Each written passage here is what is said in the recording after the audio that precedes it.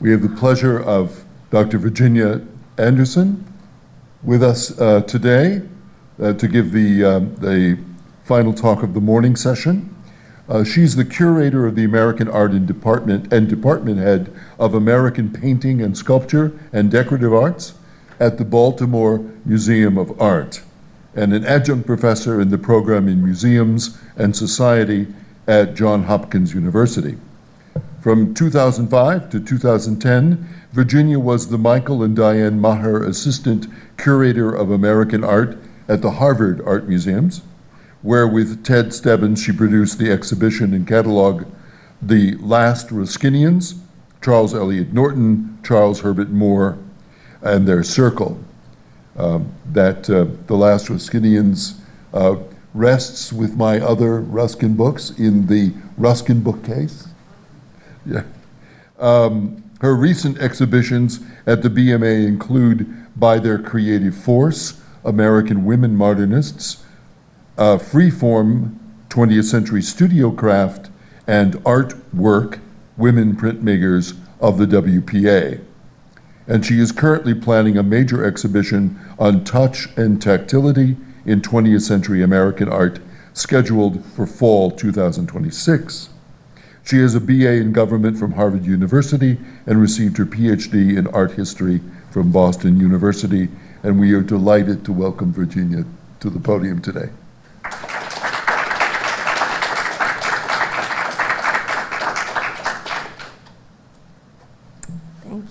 I'm going to get my timer on just to make sure I get us to lunch. Let's see here. This is good.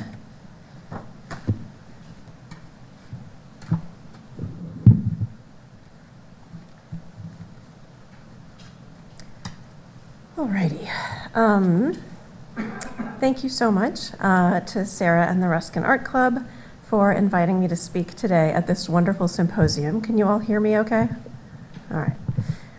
It's an honor and a delight to participate, and I'm also thrilled to be back in my home state of California for a little while, so thank you. There we go.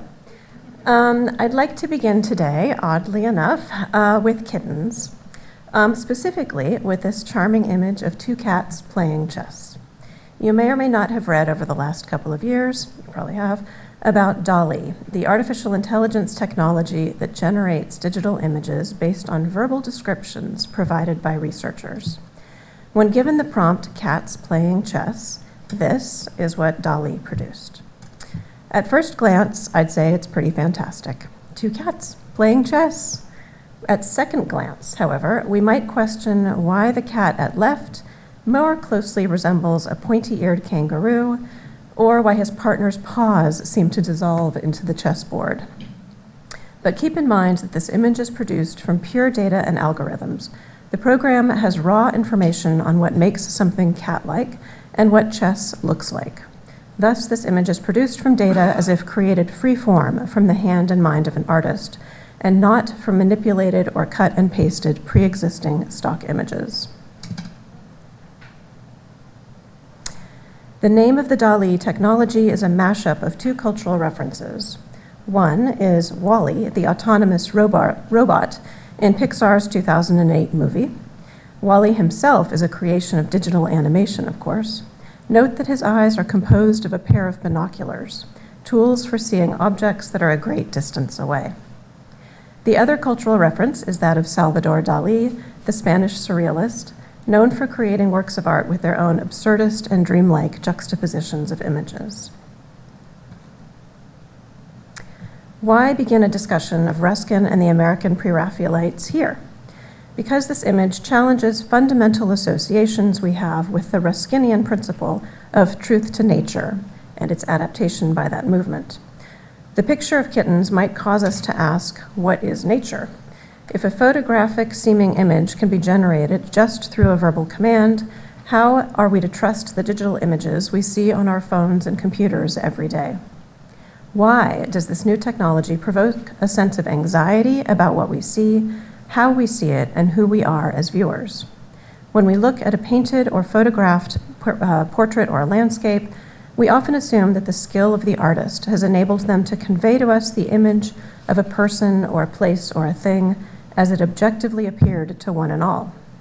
The closer in style to a photographic, lifelike depiction, the stronger our supposition of truth. However, when computers start generating images from data, our shared cultural expectations about image making and truth, and even the moral implications of images, all go out the window.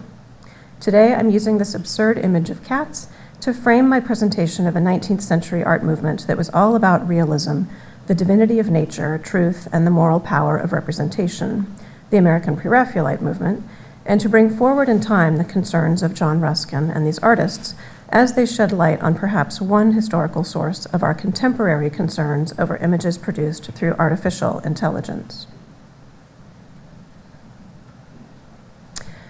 John Ruskin, the 19th century British artist and cultural critic, needs no introduction to this crowd.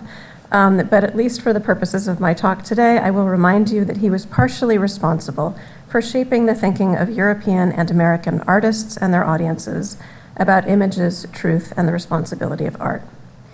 In terms of art, he was a social and cultural force, famous for his own drawings and watercolor studies, and renowned for his writings on the work of artist Joseph Turner, Venetian art and architecture, as well as a host of artistic and cultural subjects. For Ruskin, art served to direct one's eye to nature, inspiring both wonder and scientific knowledge, and he encouraged artists in the mid-19th century to consider the power of realistic representation in their work.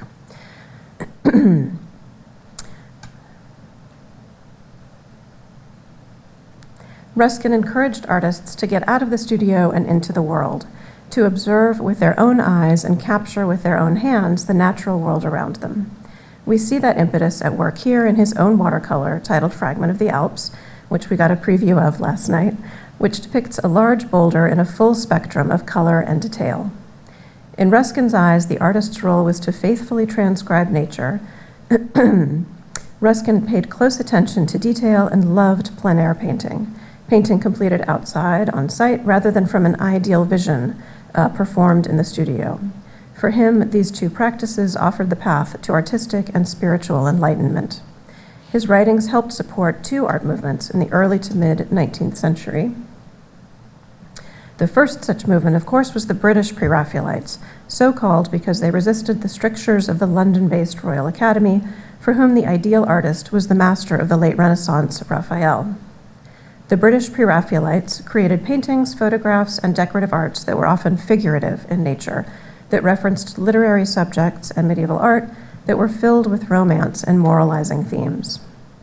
Ruskin's influence was apparent in the close attention to natural detail in their work and in the overt spiritual nature of their themes. However, my talk today is not focused on these glorious and idealized depictions of languid redheads in beautifully rendered surroundings, but rather the movement that Ruskin's writings helped to inspire across the Atlantic. The American branch of the so-called Pre-Raphaelite artists, in contrast with their British brethren, championed tightly rendered, carefully observed landscape and still life subjects, and largely avoided figurative subjects. In my talk today, I'll give you a brief introduction to Ruskin's influence on the American Pre-Raphaelites, covering who they were and what their work was about. I'll introduce you to a few of the participating artists with a focus on a particularly fervent adherent to Ruskinian beliefs, Charles Herbert Moore. And finally, I'll share with you briefly some thoughts about how their art provides us with the opportunity to consider changing ideas around perception, truth, technology, and the self in the 19th century, and how that history inflects some of the current discourse around AI, for example. The American Pre-Raphaelite art was a movement bound up in the goal of reform for both art and society. Fast on the heels of the Hudson River School of Landscape Painting, it was the second ever American art movement. The American Pre-Raphaelites, who called themselves realists, criticized almost all of the art by their predecessors and their contemporaries because it was based on convention of representation rather than direct observation. Predominantly non-figurative, American Pre-Raphaelite art was focused on the study of botany, geology, and architecture. Its subjects were the close study of American plants and landscapes and the design and creation of architecture that would allow for the craftsmanship of American hands in its making.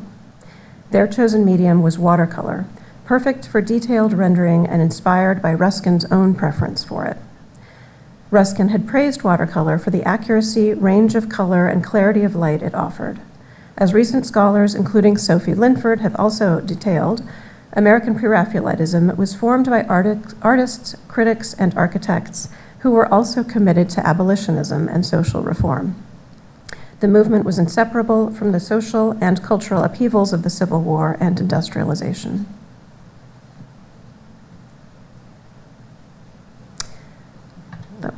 A brief chronology reveals how short the lifespan of this intensive movement really was. Ruskin's first volume of Modern Painters, of course, was published in 1843. In 1855, William J. Stillman publishes the art magazine The Crayon, which became a vehicle for spreading information about the Pre-Raphaelite Brotherhood to American audiences. That, plus the 1857 exhibition of British art in New York, which included Ruskin's Fragment of the Alps, excited local artists about what was happening in England and about new ways of thinking about painting and Ruskin's influence. British artist Thomas Charles Farrer had studied with Ruskin at the Working Men's College in London. He moved to the States for a while, beginning in 1858, and brought perspectives from his time with Ruskin to American audiences. Farrer's New York City studio was the location for the founding of the Association for the Advancement of Truth in Art, a Pre-Raphaelite organization, in January of 1863. So this really is the beginning of the American Pre-Raphaelite moment. A few months later, the group decided to publish a journal to help spread their ideas. They called it The New Path. It included articles on art, criticism of exhibitions, poems, and correspondence. Two subsequent exhibitions that featured American Pre-Raphaelite art for American audiences included the Artists' Fund Society exhibition in 1866 and an 1867 exhibition at the Yale University School of Fine Arts building, recently completed by the Pre-Raphaelite architect Peter White. By 1870, however, the movement had largely dissipated. The artists changed styles in response to changing tastes or focused on other aspects of their practice in order to better support themselves financially. The main period of the movement, therefore, was from 1863 to 1867. It was very short-lived, but stylistically, it was one of the most cohesive, self-identified art movements in American history.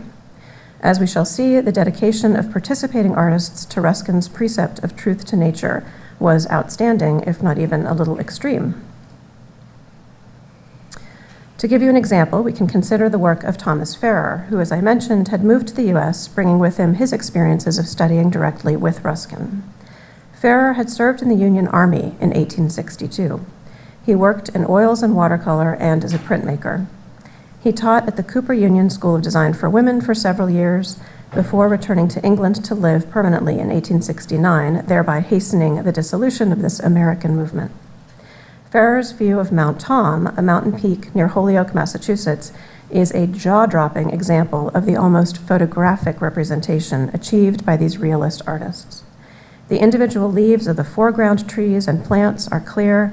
The glassy surface of the lake reflects the mountains and clouds above it with just appropriate distortion.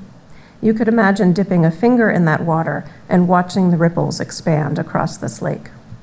What distinguishes this painting is the lone fisherman in the foreground. He wears a Union cap, situating this scene in a place, the North, and a time after the battle is over. The scene suggests comfort, tranquility, and rumination as the crystalline beauty of nature might serve to provide an effective spiritual interlude unconfined by cathedral walls. Farrer was unusual among his fellow realists for his inclusion of figures in his scenes. His works in this way bridged the gap between the British Pre-Raphaelite traditions and the American, through detailed rendering, a depiction of well-furnished middle-class spaces, and sentimentalized subjects. In Gone, Gone, he presages the fear of war and its loss and devastation.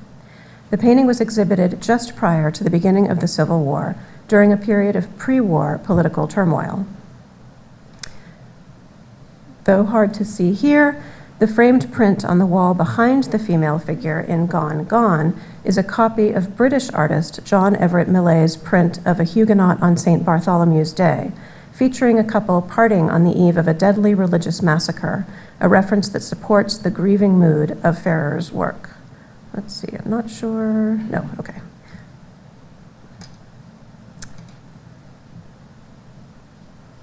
The most senior of the American group, John William Hill, was also British-born, having immigrated with his parents from London in 1819 to Philadelphia and then New York.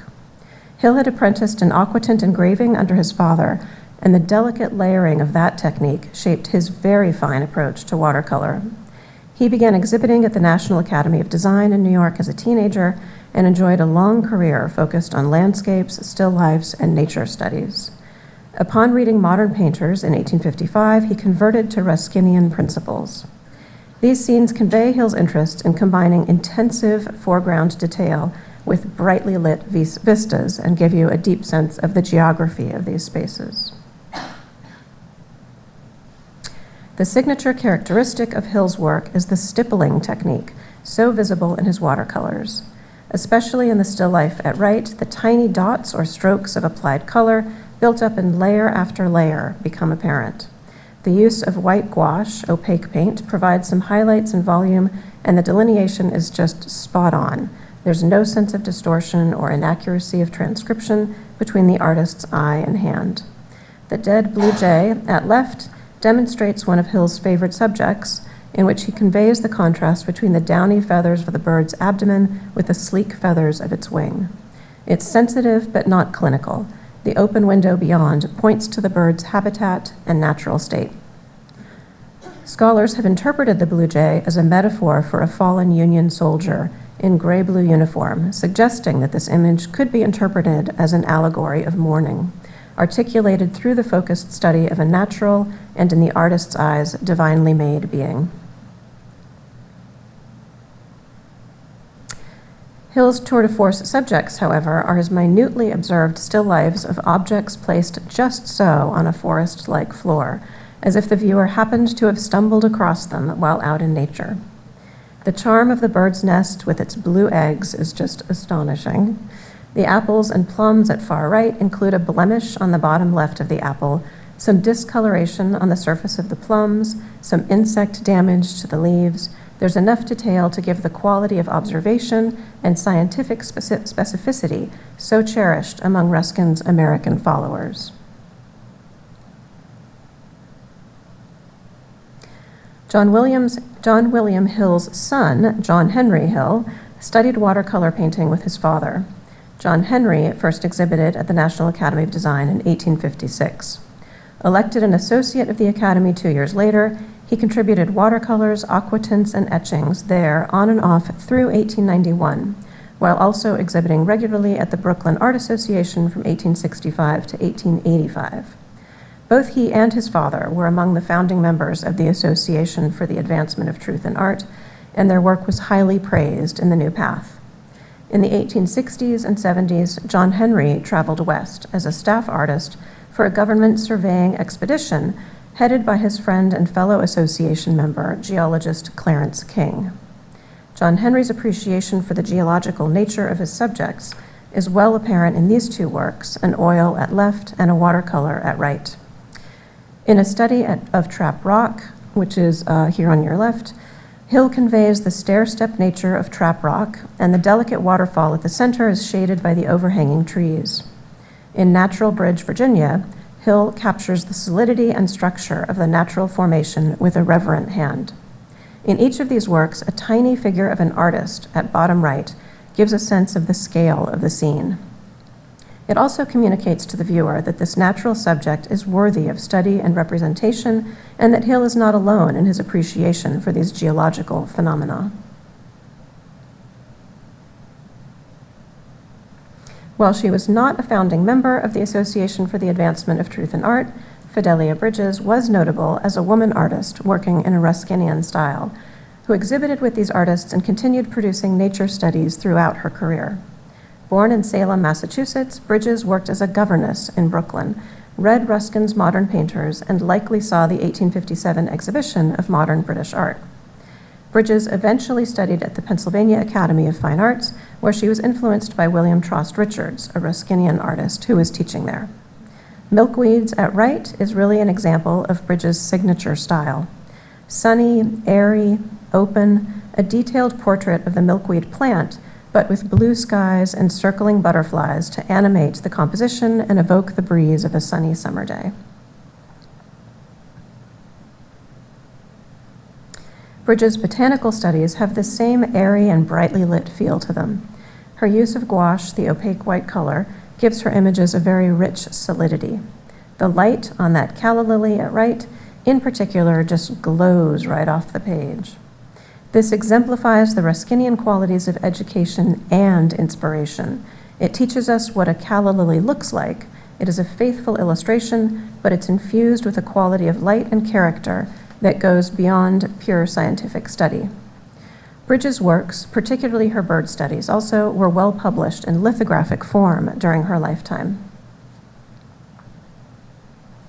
Of this group of artists, though, Charles Herbert Moore carried most heartily the influence of Ruskin's teachings and writings. Moore had the kind of resume that would make today's art historian green with envy.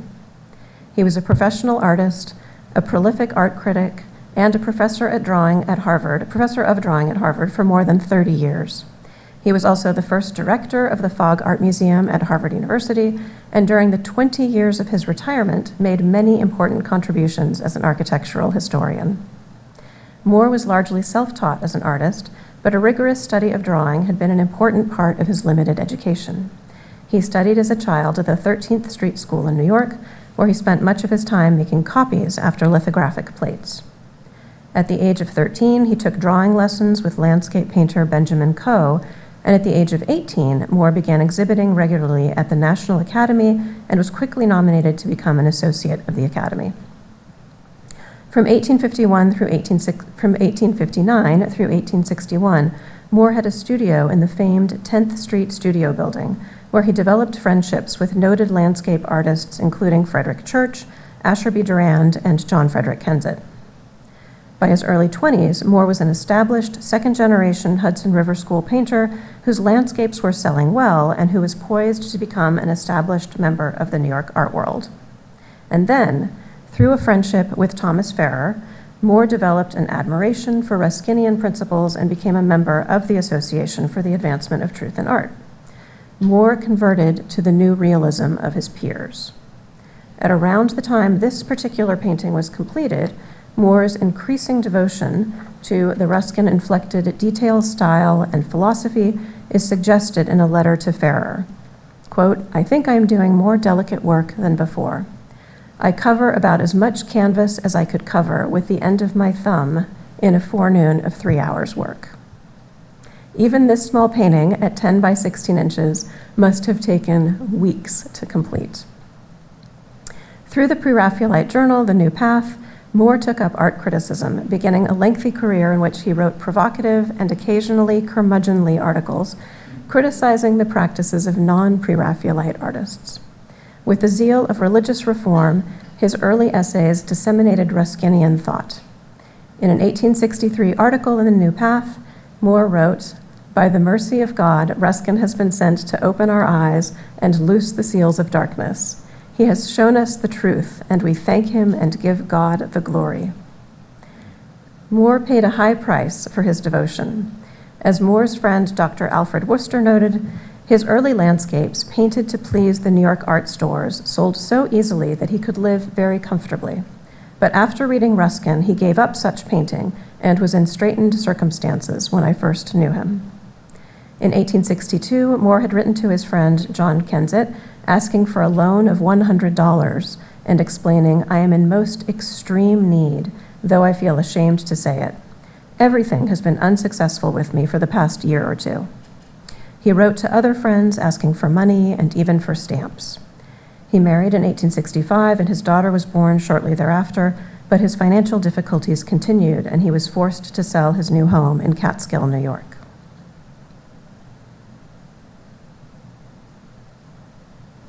Moore's increasingly Ruskinian sensibilities were manifested also in his choice of medium. Although Moore continued to work and exhibit in oils, he switched mainly to watercolor over the course of the 1860s. Here I'm showing you Ruskin's Fragment of the Alps juxtaposed with Moore's Rocks by the Water, both in watercolor and similar in overall composition. Moore believed the artist and his mark should be invisible. Adopting a metaphor first used by Ruskin, Moore wrote, "The artist is a telescope, and the best artist is he who has the clearest lens, and so makes you forget every now and then that you are looking through him." For him, the practice of art resulted in a cultivated eye, the better to discern the truth and beauty of nature. With his metaphor of the clearest lens, he argued against subjective and expressive art, championing instead faithful transcription and truth to nature. The clear lens of the artist should be a reliable and objective narrator, Moore believed. Leeds Bridge at left shows Moore depicting a gently cultivated landscape. The road curves up to greet the viewer as though through eyesight alone we could enter and explore this bucolic scene. The drawing at right is a renowned example of Moore's artistry. In ink on paper, he captures the grace and movement of a pine tree, needle by needle. Here, Moore is following Ruskin's advice in The Element of Drawing, to take more pains in trying to draw the boughs of trees that grow toward you than those that grow off to the sides. Anyone can draw the latter, but the foreshortened ones are not easy. It's almost no wonder the drawing remains a bit incomplete. And this is in the Princeton University Art Collection, and it's quite large, I should say also. But not everyone was convinced. In June 1865, a reviewer in the Evening Post, critiquing the presentation of Pre-Raphaelite works at the National Academy, wrote, "Moore's organs of vision, we presume, are not entomological, nor in any way different in kind from those of other Americans. But he professes to see in nature much that has escaped the acutest vision of ordinary mortals." The critic continued regarding the Pre-Raphaelites, "We should recommend them to leave for a while their dry sticks and stones and botanical specimens, throw by their magnifiers, and try to look at nature as if she had a beautiful and divine soul." We can see from this quote how the expectations for personal expression in art were growing during this time, putting the American Pre-Raphaelite artists at odds with the general direction of American art, which was going in a more expressive direction. During the 1860s and early 1870s, Moore took up the Ruskinian nature study, producing his own closely cropped depictions of rocks, fruit, or flowers in their natural setting or isolated against a plain background. On the left is Ruskin's Twig of Peach Bloom, and on the right is Moore's Lily of the Valley. Lilies of 1861 is one of the first examples of Moore's work in this vein and shows two sprigs set against a sky blue background. The watercolor has an arched top, giving it a level of formality and an iconic touch. It is signed with Moore's monogram in the lower right. In true Ruskinian manner, every petal is accounted for, and the blue background is composed of hatched brushstrokes. In this comparison, Ruskin's image at left has more the feel of a botanical study, while Moore's image seems slightly more idealized and sentimental. And yet, in a later letter of 1872 to the editor of The Nation, Moore wrote, "The mere surface prettiness of flowers is not what should be aimed at. Consider the benefit to science as well as to art that would accrue to each city by the possession of a gallery or museum filled with such skillful and reliable drawings of all of our native plants. These are beautiful, delicate, and reverent renderings, but for the didactic Moore, they fulfilled the even greater purpose of instruction." And in that way, we can see a little bit a kind of evolution for him in his own thinking.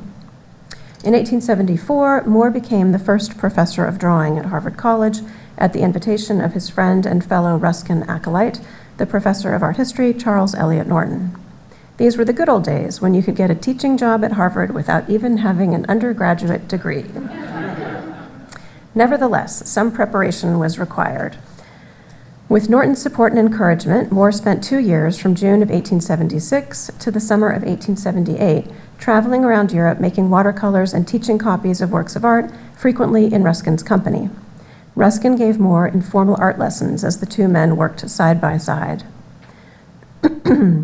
Ruskin, who had earlier critiqued Moore's work as having no perception of light and shade and occasional points of erring taste, now sought to guide his admiring pupil, likening Moore to a sour apple in need of ripening. The two spent part of the summer of 1877 together in the Simplon region of Switzerland so that Ruskin could coach Moore in making studies from nature. It was a disaster. They had terrible weather, and Ruskin ended up spending much of the time in bed. But it generated a series of works that Moore continued into the early 1880s.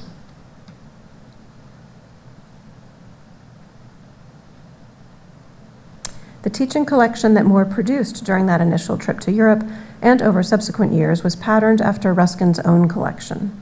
It included copies after a selection of art historical examples, original teaching examples by Ruskin, architectural studies, photographs, and drawing exercises. It also included elaborately painted copies of works by Italian artists made on location in Florence and Venice. The selection of copies reflects Moore's alliance with Ruskin in preferring medieval, early Renaissance, and Venetian painting. The copies were the visual equivalent of slides or today's PowerPoints, transcriptions of the originals that Moore could use as illustrations in lectures to guide his students in their work. While today many academic programs treat the disciplines of art history and studio art as separate, if not completely independent fields, Moore's teaching collection shows how intertwined the two were for him. Moore also made copies of Ruskin's own drawings. These copies were faithful transcriptions of the originals that he could use as illustrations in lectures for his students again. I hope this comparison gives you a sense of Moore's strengths as a copyist. Note the strokes in the lion's mane, the marks around the lion's eyes, the white gouache used to clarify the profile. In his copies after Ruskin's drawings, we see Moore trying to erase any traces of his own hand, as he embodies the clearest lens through which his students would be able to see the history of art and the principles of drawing. I purposefully didn't crop out the margins of this image, as I find the marks indicating Moore's blotting out of extra color on his brush so engaging. It's great for once to see behind the curtain of his perfectionism just a little bit. While this pairing of feathers is not so literal in its mimicry, it conveys the similarities and differences between the two. In capturing the textures and colors of their respective feathers, each artist here displays careful study and a steady hand in the most unforgiving artistic medium. If possible, it seems to me here that Moore has out-Ruskined Ruskin himself, given the careful notation of each strand of the peacock feather. Moore himself was slightly critical of Ruskin's copying style. Ruskin, as shown in the pheasant feather on the left, retained his own distinctive, slightly gestural touch, whether copying from life or after art. Moore, on the other hand, preferred to draw as precisely as possible, with little inflection. Moore wrote of Ruskin, "He was unable to efface himself. He could not make a mechanical copy. He naturally emphasized the qualities which chiefly appealed to him, and his own genius is delightfully recognizable in every study." It is perhaps a very gently phrased criticism. Moore used his study collection at Harvard over the course of his 30-year career to instruct and influence generations of artists, collectors, curators, and historians in Ruskinian principles. Moore built his study collection from his own watercolor copies of architecture and works of art, but he did also acquire documentary photographic images to be used for instruction. As an art form, photography, too, could be even Ruskinian in practice. Like Charles Herbert Moore, William James Stillman enjoyed a long and varied career as an American journalist, diplomat, author, historian, and photographer. He became a practitioner of the Hudson River School style of landscape painting, and then converted to Ruskinian beliefs after a trip to England in 1850 brought him into contact with Ruskin, Turner, and the text of modern painters, leading to his founding of the crayon, as we know from the timeline I bored you with earlier. Stillman's practice of photography continued through his life. As these two studies show, in the late 1850s, he used the camera to study the forest floor, creating the same kind of closely cropped to mid-range distance compositions as John Henry Hill, William Trost Richards, and Fidelia Bridges. I should note that while the Pre-Raphaelites wrote about photography in The New Path, it doesn't seem that most of them relied on photography as preparatory technology for their detailed nature studies. In this way, Stillman was a little bit of an exception. In a way, perhaps, Stillman's photographic studies make the argument for the continued use of watercolor by so many Pre-Raphaelite artists. The black and white tonalities and limited focal range of this era of photography really don't capture the same level of detail or extend the same invitation to a visual exploration of the scene, as we can see in this pairing. The clarity of Richard's painting at left is sharper and more exacting overall. It allows our eye to wander and to feel immersed in the overall scene, while in the Stillman photograph, we become aware of the central focus of the large tree trunk and perhaps pay less attention to the foreground. Here, the photograph provides mere documentary evidence of trees, soil, rocks, and plant life, failing perhaps to live up to the Ruskinian goal of inspiring both wonder and knowledge. The comparison between the painting and the photograph serves as a vehicle for the consideration of how vision and the culture of vision itself was undergoing a period of dramatic change during the time of Ruskin's influence. Charles Herbert Moore's metaphor of the artist as a telescope with a clear lens suggests a steady and magnifying gaze, one that in his case was trained on the far shores of England, Ruskin's domain. However, there was a profound destabilization of vision in the first half of the 19th century, thanks to an expanding crop of innovative visual devices: the kaleidoscope in 1817, the diorama in 1822, the phenakistoscope of 1833, the stereoscope in 1838, and photographic technology really beginning in 1839. Scholar Jonathan Crary has charted the relationship between these technologies and accompanying philosophical discourses of vision. The 1840s up through the later 19th century was a period of wonderment and excitement about the human body. Through the study of physiology, there was a rise of new kinds of reflection and philosophy about perception itself, and a growth in knowledge about the eye and processes of vision. As a result of these studies, the human body was identified as a site of both power and truth. One's knowledge of the world around us came from the operations of our bodies, especially the eyes, which transmitted a true translation of the world into our minds. However, devices such as these, made with mirrors, lenses, and switches, could be used by the viewer to enhance, replicate, or confound vision. These new technologies called into question the fixedness and reliability of vision, eliciting both confusion and wonder. Such devices also evoked a more subjective aspect to the physiological perception of the world around us. Curator and historian Ken Myers has written about the philosophical and religious context around the rise and fall of the American Pre-Raphaelite movement, and he quotes Ralph Waldo Emerson, who observed in 1844, "It is very unhappy, but too late to be helped, the discovery we have made that we exist. That discovery is called the fall of man. Ever afterwards we suspect our instruments. We have learned that we do not see directly, but mediately, that we have no means of correcting these colored and distorting lenses which we are, or of computing the amount of their errors." Self-awareness and subjectivity with its colored and distorted lenses is equated here with the fall of man, a moral crisis point. In the mid-19th century, the imperfections and inaccuracies of human vision were being brought to light, impacting all sectors of European American life and culture, including the philosophical, the spiritual, and the technological.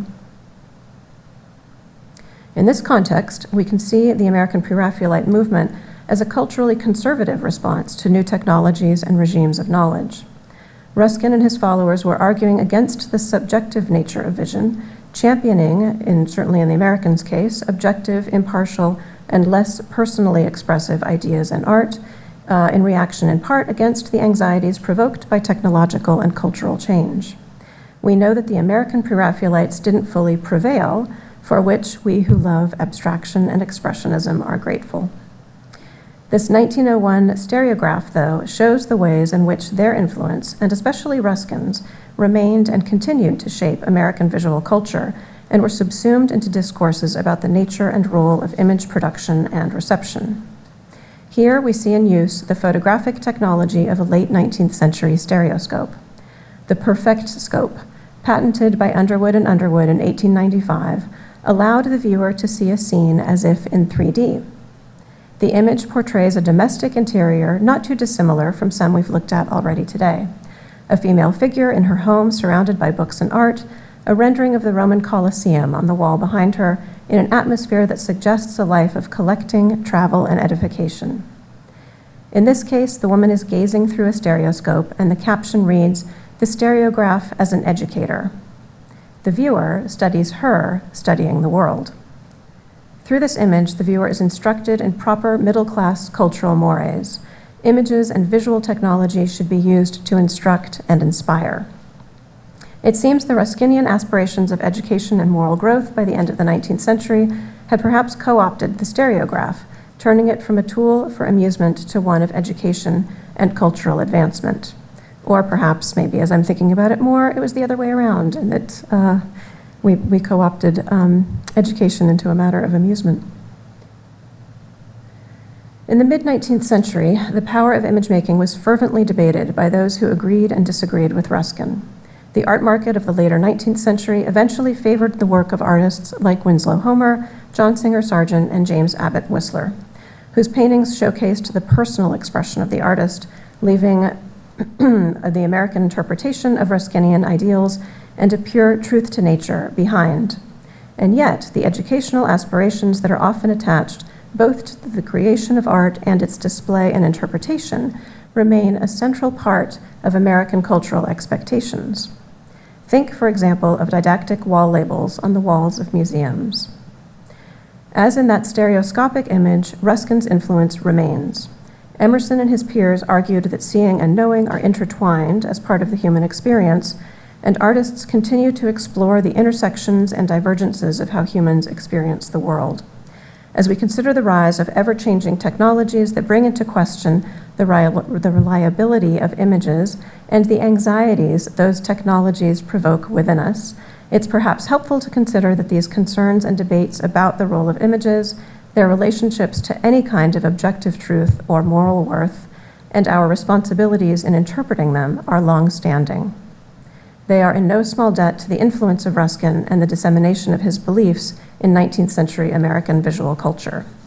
Thank you.